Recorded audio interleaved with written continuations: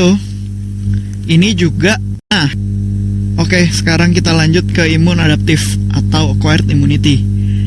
Nah, ini cuman ada di vertebrata. Selain itu, ini juga bedanya dengan imun yang yang tadi itu, imun yang bawaan, ini tuh sifatnya spesifik. Maksudnya spesifik adalah kalau lu kenanya virus, misalnya itu virus cacar air, lo imunnya udah terhadap cacar air aja. Kalau ada cacar yang lain, cacar naga gitu misalnya, ya lu belum tentu imun terhadap ini. Itu contohnya. Jadi kalau lo kenanya penyakit ini, lo imun terhadap ini, tapi begitu ada serangan ini, lo tetap aja bakal kena, jadi nggak imun terhadap yang ini, gitu. Selain itu, apalagi sifatnya? Nah, ini sebenarnya si adaptif ini, karena dia udah sifatnya spesifik, dia kerjanya lebih kuat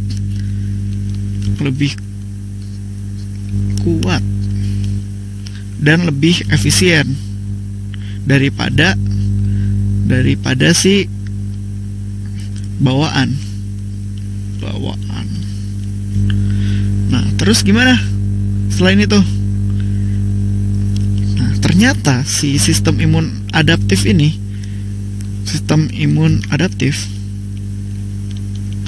dia bisa menginduksi lagi. Ini maksudnya menginduksi lagi sistem imun yang bawaan.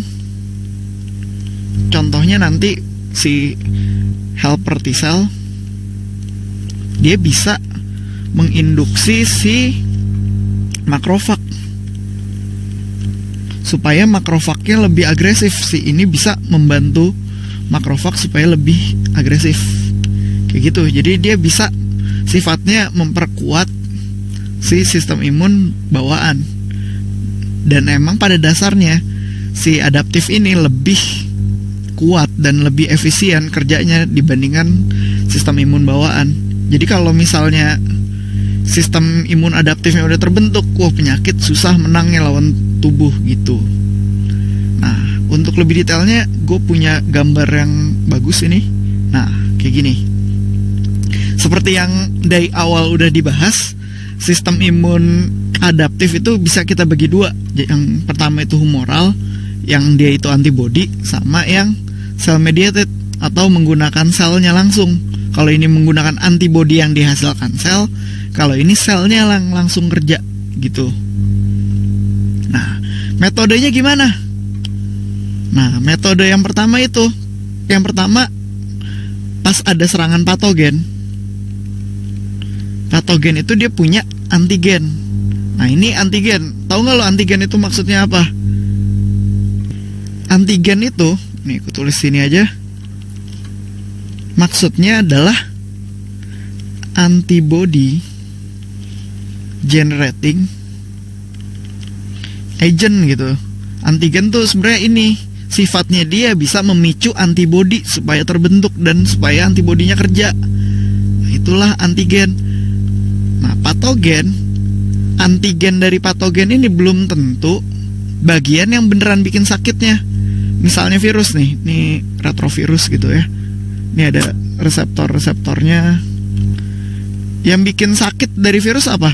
Yang bikin kita bisa kena sakit kalau keserang sama virus, DNA-nya kan, DNA atau RNA yang dibawa oleh virus ini. Kalau ini retrovirus berarti dalamnya itu RNA. Nah, yang bikin kita sakit kan sebenarnya ini, bukan ininya kan.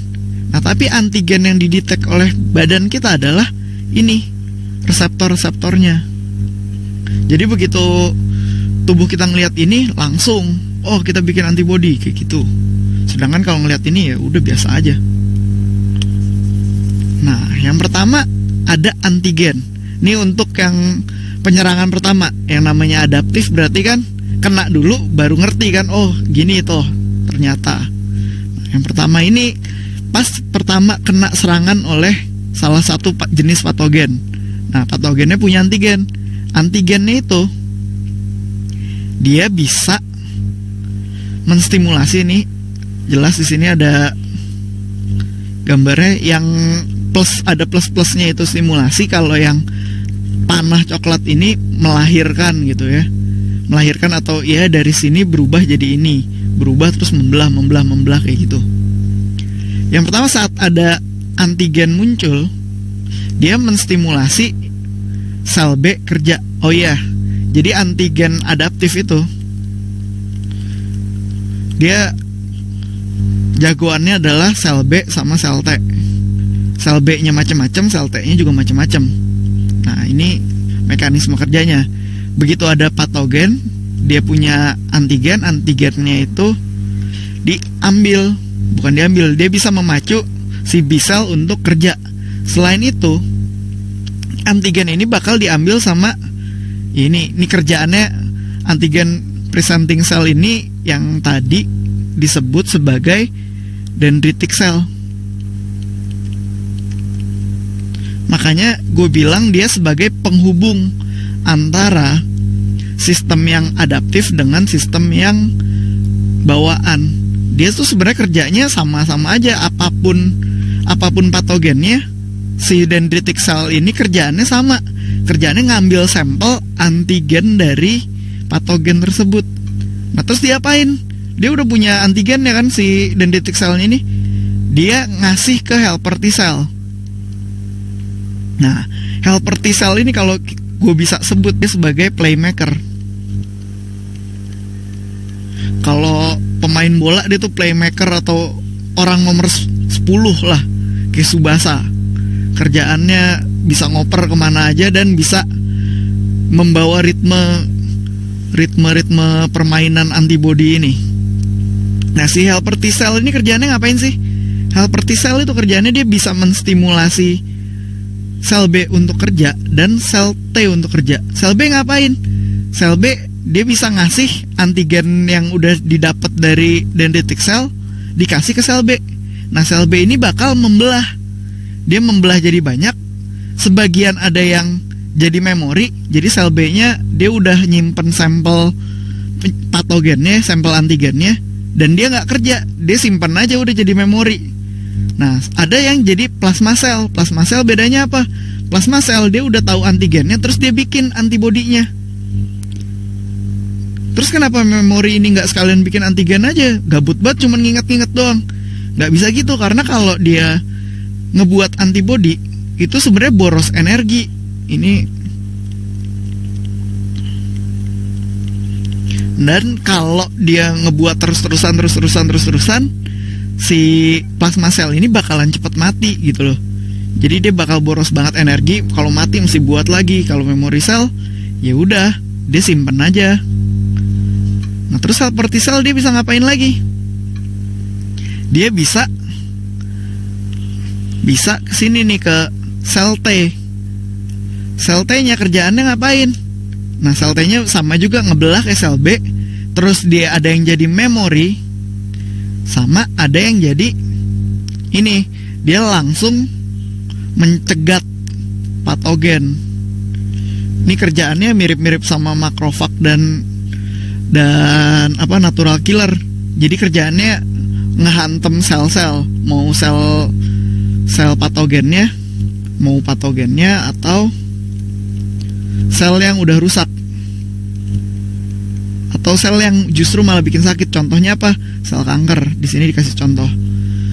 Kerjaannya dia bisa, kanker, selnya udah termutasi, udah bunuh aja dulu daripada nyusahin kayak gitu. Nah, itu respon pertama.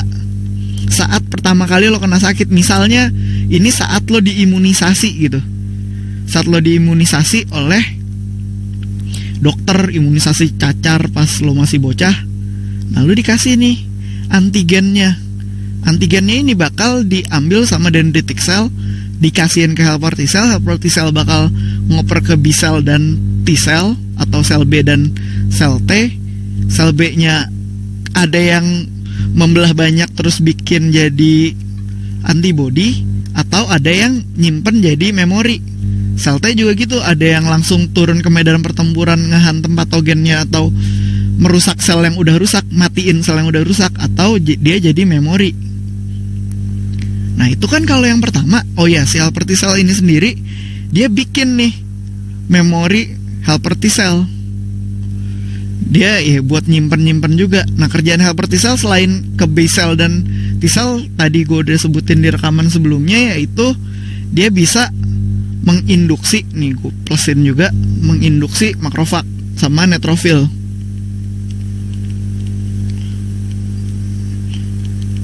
Nah, dua ini kan